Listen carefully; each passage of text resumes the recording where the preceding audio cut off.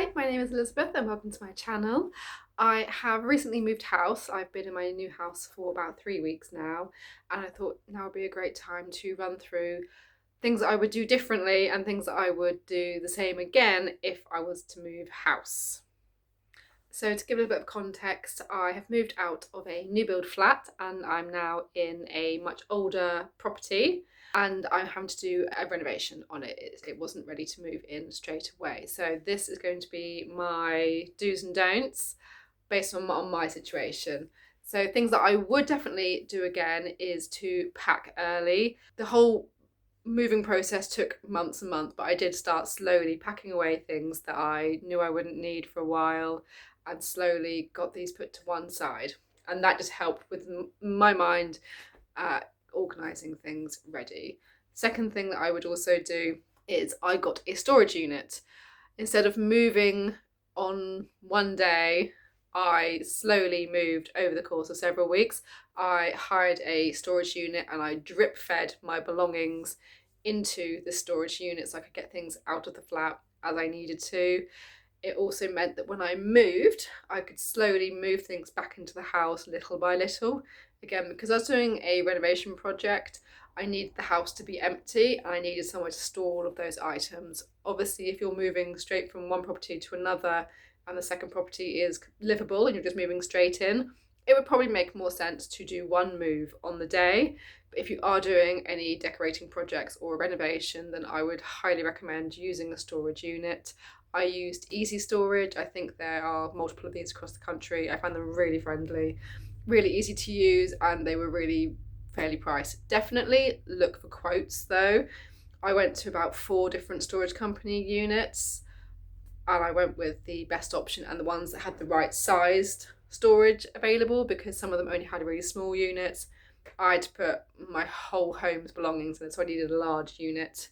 So definitely shop around, but for me, that's probably my biggest thing that I think was useful, was having a storage unit. Number 3 that I would definitely do again, because I was doing a renovation project, I made sure to do all of the painting pretty much as soon as I got the keys. I did a deep clean, I prepped all the walls, I painted everything, and then I got the flooring down because I was having carpets put in. Most of the rooms in this house didn't have any flooring at all, so it was a quick and easy job to get that in. So I would definitely do that again.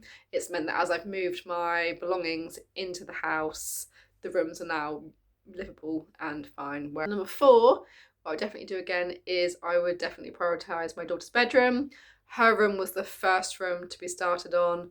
First room painted, first room with the furniture and all of her belongings in there. It just means that there is a space for her that's just hers that she can go to if she needs to, that is completely done up, sorted. And I would do that again if I was to do it now. That would be the room I would prioritise. Obviously, if you haven't got any children, then probably the main bedroom would be that room. That should be the priority, just so you've got somewhere to go that is stress-free and isn't full of boxes and packing. 5, again, it will be different for different people, but for me, having a van company come and take my large belongings and move them for me was a godsend. I was doing this move on my own.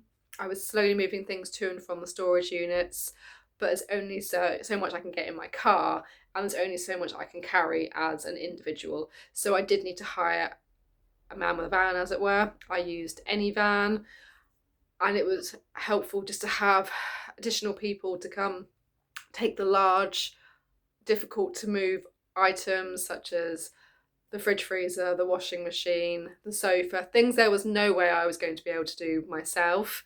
I have done another video on all my moving costs.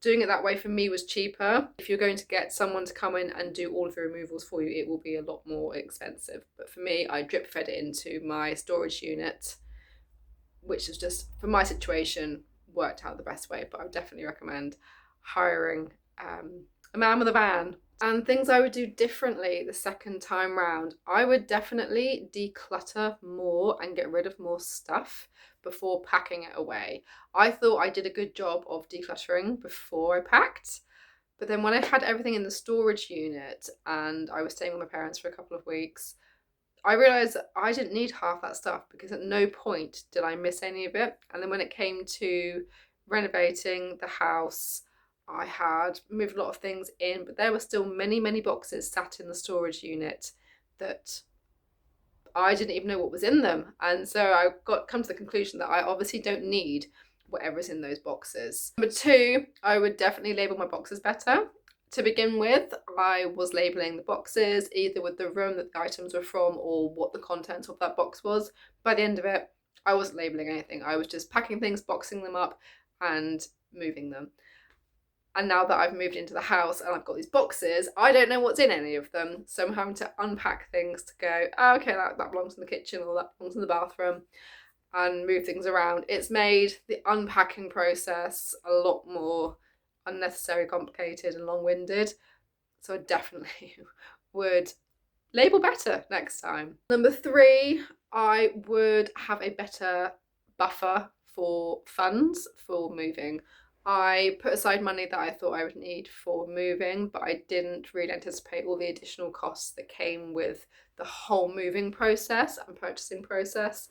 So I would definitely have a better and bigger buffer next time, just to cover little costs that I wasn't expecting. Number four is having what I would call an essentials box. It took me about 3 weeks to find my kettle because I hadn't labelled anything. I couldn't find my kettle, and whilst I was doing renovations in the house, a cup of tea or a coffee every now and then would have been great, but I didn't know where the kettle was, and so I wasn't able to do that. So having a box with kettle, a couple of mugs, I think would be a great idea, so that if you are renovating or even if you're just moving, I feel like once you've moved into a house, you'd like to have a nice cup of tea. So having your essentials box with those items in it, I think a notepad, a pen, those sort of things took me ages to find. Notepad and pen, have an essentials box. Maybe keep that in the car with you, ready for when you move, so you've got that box with you and you haven't got to find it in amongst everything else. Number five, for me, I would definitely have more downtime. I think I put too much pressure on myself to get everything packed, sorted, moved, renovated, and I feel like I should probably have taken a couple more days off. Before the move, I did make sure I had a day off with my daughter. She wasn't in nursery that day, so we had a day out. That was nice.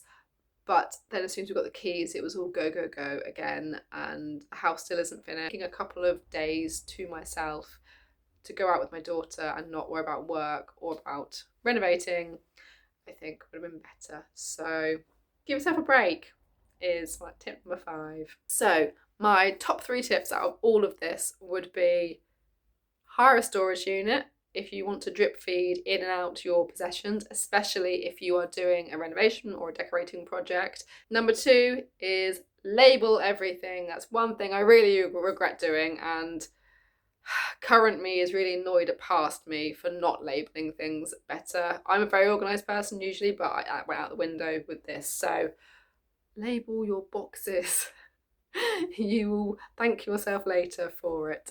And number three would definitely be to have an essentials box, because not having my kettle and not being able to find a simple pad and paper to make a list of things that I need was really frustrating. I knew they were somewhere in the house or the storage unit, I just couldn't find them. So have an essentials box with those important items that you might need. Those are what I would not do again if I was to move. If you found these tips useful, that's great, and please check back my other videos where you can see my week by week home renovations.